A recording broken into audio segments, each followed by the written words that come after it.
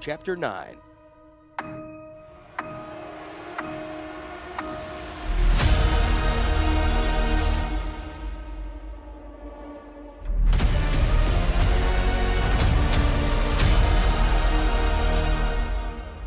Keldon coming in, about 20 miles south of your position, came the call.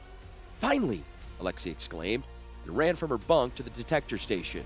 It had been nearly a month since the pitched battle at Kitani, and today's was the first enemy detected off the coast since then. Baron had acted quickly in the aftermath of the battle and began patrols to intercept the Keldon raiders at sea. Shipments of materials to the airbase construction site were increased. No League supply ships had been sunk for the past month, but now the Keldons were renewing their attack as Baron worked to reestablish command over coastal waters. Alexei and Baron were out on patrol in a Kashin blimp, screening a supply fleet, hauling the last loads of vital construction supplies. The Keldons had chosen the perfect time to attack. Baron stood at the blimp detection equipment, casting a spell into a shallow bowl of seawater. His eyes looked out on vast expanse of sea, and he could feel Alexei pushing her sense into the magic. "Tell Yarbo we have the target. He's to search for supporting units," Baron said to the communications officer. Alexei ran from her bunk to the detection gear. Now that a battle was close at hand, she showed the streak of fastidiousness that Baron had found endearing. It reminded him of his daughter, Hannah, when she was very young. "How long till they're in range, Baron?" she asked. "They don't try to sheer off 10 minutes, though they might not see us at all until it's too late." Baron had worked with the crew in altering the natural color scheme of the envelope until it was harder to see against the sky. The avenging cloud was easy to lose against its namesakes. "There it is," Baron said and pointed down. Alexei regarded the images conjured up by Baron. A tiny fleet of Keldon ships appeared to float in the bowl. Several ships were accelerating toward the League convoy. The ships began to spread out, and hazy smoke began to rise from fires burning in great kettles on the decks. The bowl of water that Baron held between his hands clouded, and only glimpses of ships could be seen. "They're spreading out to fall on the supplies," Baron said to Alexei. "Tell the pilot to head northwest. We'll take them on one at a time." Alexei ran forward to relay the order. Baron began calling for League reinforcements via magic. The Keldon spells of deceit were spreading everywhere. There was serious power aboard those ships, and Baron decided that his power was better saved for combat than used to call for help that might not arrive. He directed the communications officer to send out a distress call. The old wizard went forward and sat down in temporary seats close to the pilot. "I'm taking her in a circle to come around the target," the pilot announced. He cut the gas makers. There was a definite tilt, and the pilot let the machine rise a few hundred feet before the blimp stabilized. The co-pilot began the slow and steady dance to keep the blimp at the current level through small releases of gas and adjustments to the throttles. That dance would become frenzy once battle began. Baron closed his eyes, tapping the power of his home on Talaria, directed a hurricane of magic toward the rising smoke screen around the Keldon vessel. The deceitful smoke thinned as the enemy mages redirected their magical efforts. "I don't see any signs of panic at all down there." Alexei was staring down onto the ship's deck. Long and narrow, the vessel was crowded with warriors. 3 masts rose, but no sails were raised, even though the ship cut through the water, sending spray high into the air. 2 concentrations of machines were at the bow and amidships. The men surrounding them fed fires with unnatural fuels and the blood of a slave. A body went over the side as a Keldon mage twisted the last drop of magic from a slave's corpse. "They're heading straight for us. I don't like this. Widen the circle," Alexei ordered. The pilot obeyed. The gondola swayed as it went into a turn. Baron was aware of what was happening, but his mind searched for the rest of the enemy fleet. He was confident that Alexei and the crew of the Kashin blimp could handle one attacker. "I don't suppose there are any pets you could throw at them?" the pilot asked, hinting that Alexei could introduce a sea monster into the fight. "No, too strong a call might endanger the convoy." The blimp was swinging wider, and sailors began to move more rapidly on the Keldon ship as it began its own turn to bear on the blimp. "They could care less about the convoy. We're the one they want," said the pilot. Suddenly, a catapult on the ship below discharged, throwing an arc of fire into the sky. "Someone got a little too eager," the pilot guessed as the arc peaked well below their altitude and turned into racing ribbons of fire spiraling down to the ocean surface. The pilot smiled and altered his course to bear on the ship. Gas began emptying out of the bag as the area below entered the range of the rockets the pilot controlled. "Firing!" he called. From under their feet came a rapid series of thumps, and the nose began to pitch up. A deluge of rocket-driven darts rained down and emptied into the water against the ship. "You got something!" Alexei crowed, and the tattered ship began losing way. One of the smoking machines on the ship's deck was on its side, and crew members fleeced as spreading fire with seawater from pumps. The co-pilot was checking trim and preparing to deal with the loss of 4 bombs. Baron was easing his efforts to bolster the ship's defensive system, while Alexei was concentrating on sweeping the area for additional attackers. All the people in the control cabin prepared to savor a masterful attack run. The doomed ship below sent up another arc of racing streamers, but the pilot ignored the futile attempt to distract him. He was about to release the bombs when the co-pilot dumped a ballast in a rush. The shock tripped the already primed bombing system, and 4 heavy bombs fell toward the ocean. The crew members watched in disbelief as the bombs went off in close proximity to the ship, but did not strike a crippling blow. "Why the hell did you do that?" Lexi cursed as she watched their only remaining offensive weapons expending themselves uselessly against the sea. The co-pilot only pointed to a fire screamer in the distance. "It skipped." The meaning of the confusing statement became clear as the Keldon fire streamer gathered into a closed ball of flame that pulsed and expanded and then rose steeply into the air. Even after dumping the bombs and the ballast, the flaming ball was still dangerously close to the blimp. The co-pilot had not acted. The flames from the Keldon weapon would be spraying over them now. The pilot, Alexei, and Baron had also come to target fixation, and only the co-pilot remembered to check around for other dangers. Baron reminded himself to recommend the man for a commendation. The Keldon ship was cutting through the water again and closing with the League supply fleet. Its bow once more sent a wave of spray, and sailors swept bodies and debris into the sea. Flares began to rise into the air, and Baron wondered if the ship was relaying orders or just trying to confuse its attackers. "Whoever's commanding the ship is completely crazy," Lexi said as they raced to interpose themselves between the ship and the convoy. "He invited a rocket attack, and if we hadn't acted at the last second to save ourselves, the ship would have been broken up under the bombs." "He may be crazy, but he came uncomfortably close to hitting us," Baron replied, computing the distance to the convoy and how much time before the Keldons could attack. There were only minutes to act, and Baron didn't like the situation. He had many direct magical strikes that would destroy the opposing ship, and he might need those spells later to deal with the other Keldon ships. Baron needed to sink this vessel quickly and cheaply. "Alexei, begin calling whatever you can. If you call up a Kraken or a Leviathan, I won't mind. Just send something against the ship," the old wizard directed. Alexei began concentrating, and the crystal spheres formed. The crystals began vibrating, singing to attract the creatures of the deep, but the violence of the battle made success unlikely. The Keldon ship worsened the situation by launching several skipping streamers of fire into the sky. The transforming balls of flame drove the blimp off, made it harder for Baron and Alexei to act. Now the League convoy appeared on the horizon. Keldon ship launched 3 more streamers of flame high into the sky. The fire raced in the direction of Baron's supply ships, and he acted to protect them. The clouds that laced the sky seemed to darken as if soaking up ink. A wind blew from the land out to sea. Baron threw pulses of power in short bursts, accelerating the process. If he couldn't find the Keldon fleet, he would clear the seas surrounding the League supply ships. The wind and clouds circled over the fleet, and waves mounted and shifted directions as the sea went mad. The League ships continued on in the eye of the growing storm.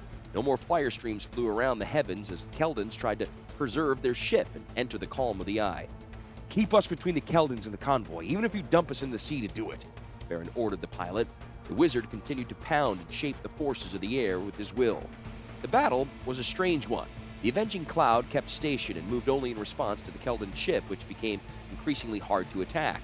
The Keldons' attempts to conceal themselves were amplified by the rain and wind that Baron kept roaring over the sea.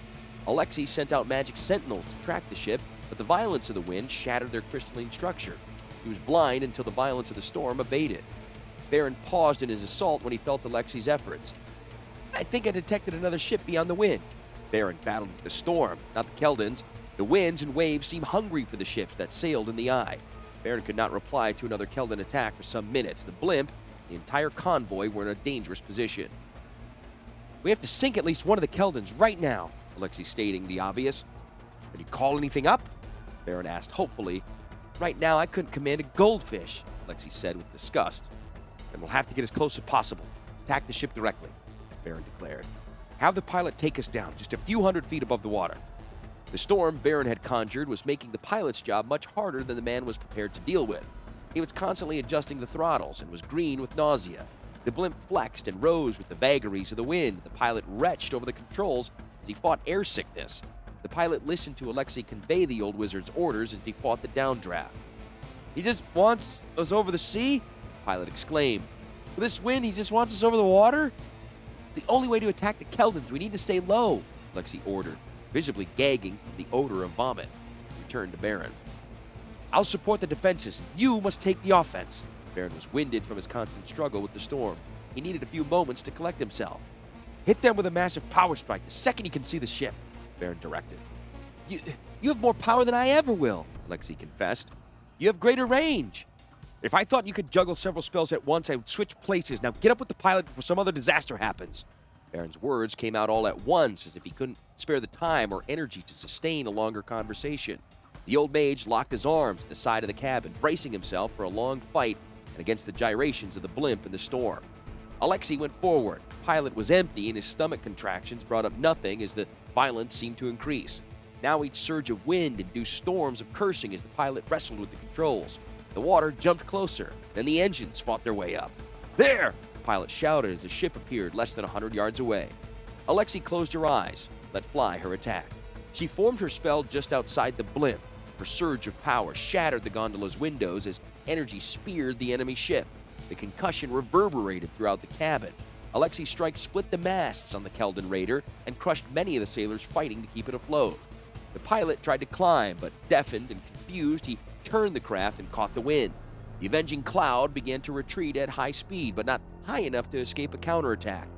Alexei dumbly wondered how they kept the ammunition for the catapult ready in such heavy seas as a fire streamer covered the blimp. Fire ran like water over the envelope. The crew waited for the explosion, but Baron powered the blimp's defenses against fire. The Keldon flames washed over the gondola into the sea.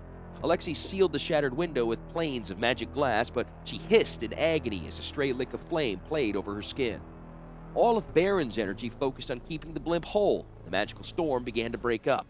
3 battered enemy ships lay revealed less than 1,000 yards away. Mysteriously, the Keldons didn't fire. Then Baron heard the communications man shouting behind him. "It's the Hunter!" he yelled. "They finally made it here!" Teferi's blimp was thousands of feet up and behind the Keldon fleet. Even as Baron watched warriors running to load catapults, the Hunter dropped 4 large objects that accelerated sharply and seemed to fly down to an enemy ship. Explosions smashed the Keldons to pieces. The ship instantly sank beneath the waves.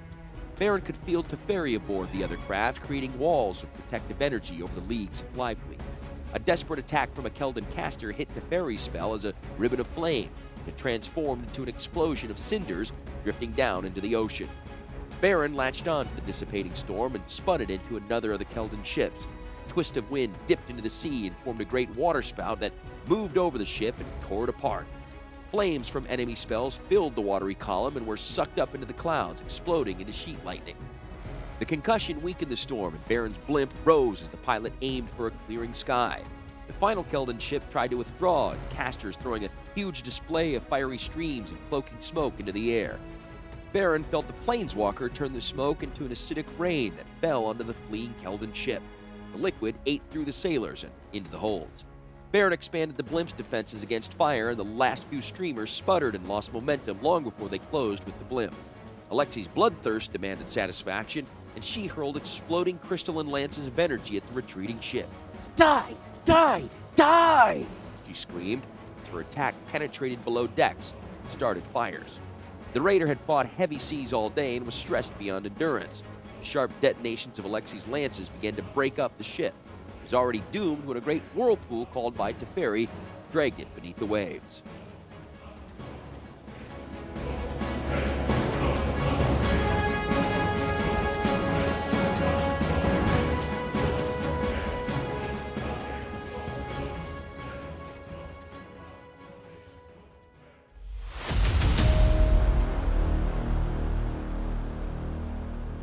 The airbase would be completed within days. After the supply fleet docked, the final pieces of the Tufa refinery were quickly set into place. The warehouses behind protective berms were now filled with munitions, while Willem oversaw the final touches before transferring back to the west. Baron and Teferi retreated to discuss where to direct the League's growing strength. It was hours later that an aide interrupted them at a map table. Teferi frowned with annoyance as the aide handed him a note and withdrew. The planeswalker suddenly grinned and rose from his chair. "Come on, Baron. Your reinforcements from home are arriving at the landing field. You should be on hand to meet them. In fact, you better carry the welcome." Teferi snatched up wine and a fruit bowl and shoved them to Baron. The wizard rose slowly but did not protest. Anything that lightened Teferi's mood was welcome. The passengers began to disembark, and Shalanda, aide to Baron's wife Rain, was the first to touch ground. She was tall and garbed in rough clothing. Her skin was a deep brown, and her features were weathered by exposure to the elements. Her hazel eyes widened in recognition, and she walked toward Baron with her hands outstretched. The old wizard saw the woman behind her and handed Shalanda the food and drink as he walked by. Rain embraced Baron. They held each other as the rest of the passengers flowed around them. Baron hugged his wife fiercely, nuzzling her dark hair. He felt younger as he looked at her. Appearing only in her 30s, Baron wondered at the decades of love that they had shared and the centuries that would be theirs. When they finally turned their eyes from each other, only Teferi stood on the field. The planeswalker looked envious for just an instant before he stepped forward to clasp Rain's offered hand. "Happy to see you, Rain," Teferi said as he let go of her hand and gestured that they should enter the offices. "You should have come to Talaria more often, Teferi," Rain replied as she grasped Baron's hand. "You know that I prefer to take hers in small doses if possible," Teferi replied as they arrived at the strategy room. "Urza's rarely there, Teferi," Baron explained. "My wife and I manage Talaria. In fact, this is the longest I've been off the island since we battled the Phyrexians for it." Baron pulled out a chair for his wife. He stood behind her with his hands on her shoulders. He could feel the tenseness in her muscles from hours in flight, and he massaged them. Rain trembled slightly at the touch of his hands, but reluctantly considered the maps and unit markers on the table. "Baron and I have been discussing a land campaign to the east," Teferi explained. "A counter-invasion, so to speak. Baron tells me you'll be ferrying equipment to support a Talarian army in the field. We can expect the first wave of forces." "We should see them arriving within the week." Rain was oddly evasive, her eyes looking at the forces displayed in the long lines of advance that the two men had penciled in. "I have some difficulty integrating with League forces. As you can see, it'll take weeks to concentrate the army on the frontier." Baron reached for the list of towns and garrisons that would house the forward units, even as he wondered what Rain was hiding. "Just what forces are you bringing?" Teferi asked. "Two great dirigibles will be landing here, one with a cargo of light runners, the other with a load of power crystals and parts to help feed your own artificers. That's all." She seemed embarrassed to say it, and Baron was stunned. "Surely you mean that this is only the first flight, my dear?" Baron asked. He thought of the tens of thousands of war machines stored on Talaria and the terrible weapons that he helped construct. "There may be a few ornithopter flights of students, but the two loads of materials are all for now. The dirigibles will withdraw for a season, so you won't have them for transport." Rain answered quietly and began to move a few unit markers on the board to represent the Talarian forces. "Why did Urza send so little?" Teferi wondered aloud. "Urza considers all of Darmanaria, not just a single continent. He sent the equipment and students that he could spare." Rain turned from Teferi and finished moving the last few markers.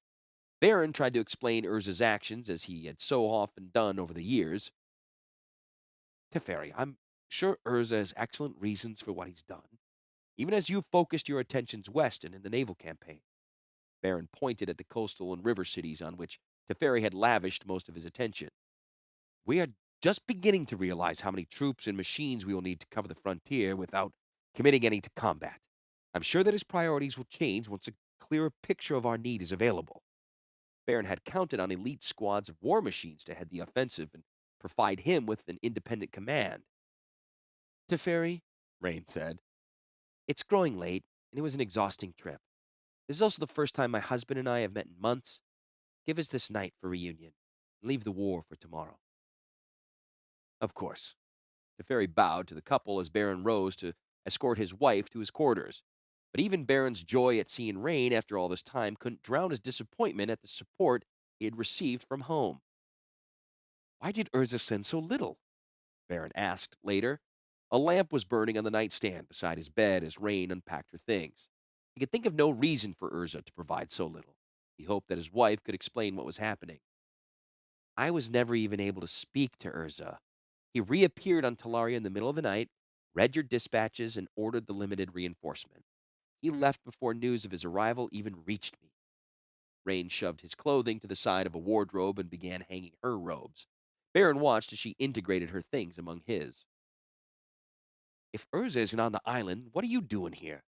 Who did he appoint in your place to oversee the academy and the factories?" Baron could think of no one that he would trust to replace Rain and her expertise. Urza gave no orders. I came on my own, Rain answered simply as she pushed a large trunk of her things to the side of the room. Baron's chest of drawers was too small to allow her to unpack more. She turned and set herself for the coming response. What? You left everything on a whim? Just picked up your luggage and came? Baron knew from bitter experience how vast and consuming the responsibility of command could be in managing Urza's extensive operations. Rain's reply was calm but as implacable as any juggernaut. Do you really think that I would leave you alone out here, knowing how little support Urza sent? That I would stay behind safe while you and the students I encouraged to volunteer went off to fight a war? Rain gazed with love, but more than a little exasperation at her mate. Besides, how can you possibly coordinate missions from this airbase, work with Teferi as an advisor, lead a detail of artifact troops, and maintain the intricate systems the Talarian war machines require? Rain stopped to smile. The Academy will survive on its own. Most of the real work has been completed, and the remaining students and scholars are doing mainly maintenance. Everything is going as there is a plan, except for this war. Baron was visibly softening his resolve, coming to see the situation the same way Rain did. Whether you like it or not, she continued, you need me to take charge of the artifice I just delivered. You can't do it all by yourself. Baron knew when to concede a battle. You're right, he said finally. Just the next phase of the war is so uncertain. I spent months focused on building and supporting this airbase, all that work, yet I'm certain that this has been a sideshow to the real war. As I said to Teferi, Rain reminded as she sat down on the bed beside him, leave the war for tomorrow. Baron kissed his wife and forgot the world outside their room.